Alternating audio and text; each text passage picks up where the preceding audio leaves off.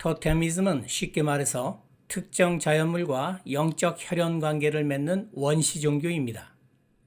특정 동물이나 식물을 단순한 생명체가 아니라 가문의 조상님이자 수호신인 토템으로 모시는 거죠. 토템이란 신격화한 특정 집단의 상징물입니다. 그래서 토템을 해치지 않는 엄격한 금기와 같은 토템을 모시는 사람들 사이에서 끈끈한 결속력과 집단 정체성이 생겨나죠.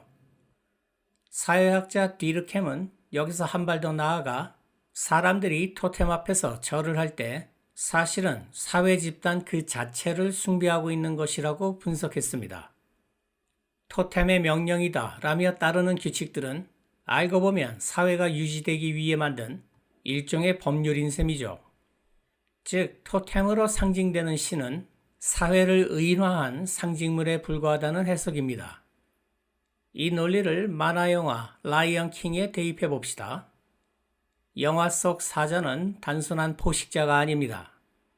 질서와 왕권을 상징하는 신성한 토템이죠. 다른 동물들이 사자에게 고개를 숙이는 건 그 토템이 부여하는 사회적 위계 질서에 순응하는 행위입니다. 그러나 왕의 지배는 자연의 섭리다라는 메시지가 사실은 지배계층의 권위를 신격화하여 대중의 눈을 가리는 파시즘적 이데올로기가 아니냐는 지적이 있습니다. 결국 디르켐의 눈으로 본 라이언 킹은 사자라는 토템을 통해 사회적 권위를 신성화하고 구성원들의 복종을 끌어내는 고도의 통치 기술을 보여주는 사례가 되죠. 왕권이 곧 신성한 것이라는 공식이 성립되는 순간 이에 도전하는 것은 곧 신성모독이 되니까요.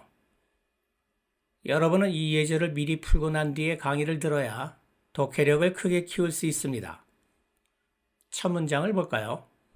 시간을 15초 드릴 테니 이 글의 핵심어와 주제, 뒤에 나올 내용을 짐작하여 간단하게 메모하세요.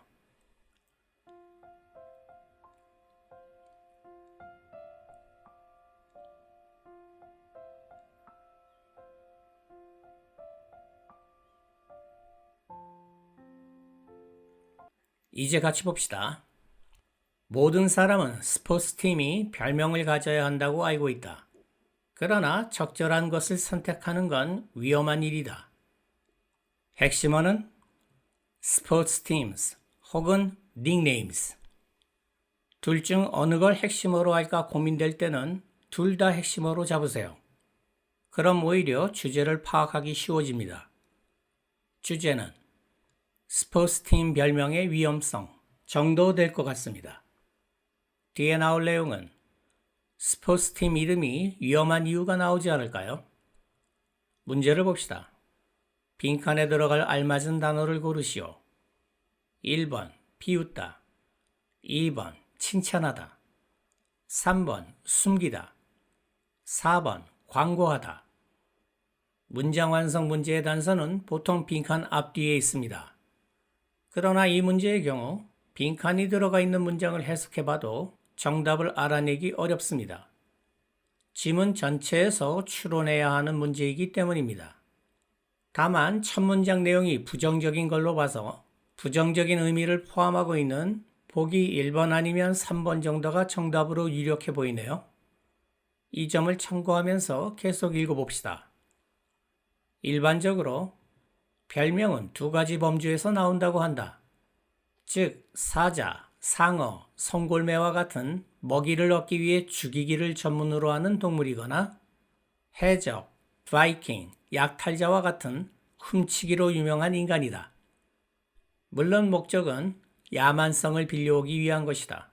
그러나 변화의 조짐이 있다. 스포츠팀 별명이 위험하다고 말한 이유가 바로 야만성 때문이군요. 몇 년 전 애리조나주에 있는 스캇데일 커뮤니티 칼리지의 학생들은 그들의 팀을 아티초크로 부르기 위해 투표했는데 이것은 채소의 일종이다. 그리고 분홍색과 흰색을 팀을 상징하는 색깔로 골랐다. 아티초크는 외국에서 다양한 요리에 사용되는 채소입니다.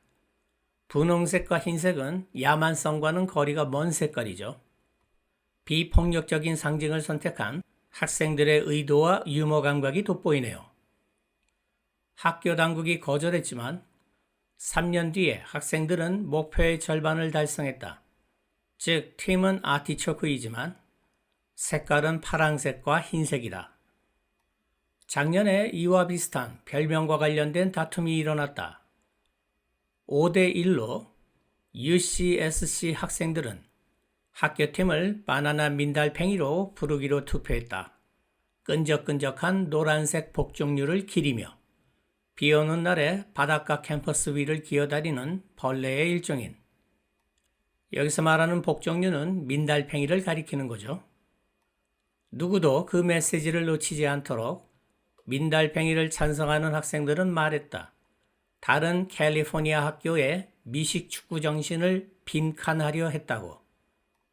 전체적으로 봤을 때 두 학교의 미식 축구팀 이름을 예로 들며 야만성을 강조하는 스포츠팀의 별명을 비판하고 있군요. 다시 핵심어는 스포츠 팀스 혹은 닉네임스. 주제는 스포츠팀 별명의 야만성 비판. 문제를 봅시다. 채소나 민달팽이를 토템으로 정한 이유는 다른 학교들의 야만적인 토템을 비웃거나 풍자하기 위해서라는 걸 추론할 수 있으므로 정답은 1번. 디르켐의 이론을 단군 신화에 적용하면 신화 속에 등장하는 곰과 호랑이는 각각의 동물을 숭배하고 상징으로 삼았던 서로 다른 두 부족을 나타내는 것으로 볼 수 있습니다. 단군 신화에 따르면 곰은 웅녀로 변하여 환웅과 결합해 단군을 낳았죠. 디르켐의 관점에서 이것은 곰을 토템으로 숭배하던 부족이 권력을 잡고 새로운 사회 질서인 고조선의 주류 세력이 되었음을 상징합니다. 호랑이는 환웅의 시험을 통과하지 못하고 떠나죠. 이는 호랑이를 토템으로 삼던 부족이 주변부로 밀려났거나 멸족했음을 상징합니다. 곰과 호랑이가 쑥과 마늘을 먹으며 100일 동안 햇빛을 보지 말라는 환웅의 명령은 토테미즘의 특징 중 하나인 금기죠. 이 금기는 기존의 동물적인 삶을 포기하고 보다 인간적인 사회의 규칙을 받아들이는 통과 의례입니다. 곰부족이 이 금기를 지켜서 인간이 되었다는 신화는 곰부족이 규율을 따름으로써 집단의 결속력을 끌어올렸고 결국 신성한 인간인 웅녀로 태어나는 걸로 표현된 거죠. 디르켐에 따르면 단군은 단순한 통치자를 넘어 새롭게 통합된 고조선 사회 그 자체를 상징적으로 신격화한 겁니다. 고조선 사회 구성원들이 단군을 숭배하는 것은 결국 자신들을 통합하고 보호하며 도덕적 권위를 부여하는 고조선 사회 자체의 힘을 숭배하는 거죠. 이러한 디르켐의 관점은 토템과 관련된 신화를 이해하는데 설득력 있는 분석의 틀을 제공하지만 신화를 지나치게 사회유지 수단으로만 보면 그 속에 담긴 민족의 고유한 정서나 종교적 신비감, 복합적인 상징들이 정치적 도구로만 전락할 위험이 있습니다.